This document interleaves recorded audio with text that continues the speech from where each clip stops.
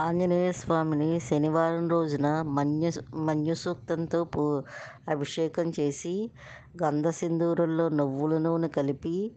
ఆంజనేయ స్వామికి పూసి తర్వాత తెల్ల జిల్లేడు పువ్వులతో పూజించి ఎర్ర గంధ సింధూరం కలిపిన అక్షింతలతో అంటే ఎర్ర ఎర్ర అక్షింతలతో ఆంజనేయ స్వామిని పూజించి తమలపాకులతో పూజించి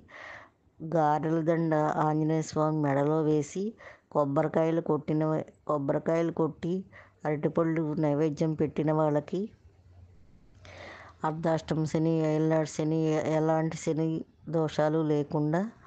వరాన్ని ఇచ్చాడట శనీశ్వరుడు. శనివారం నాడు ఆంజనేయ స్వామిని పూజిస్తే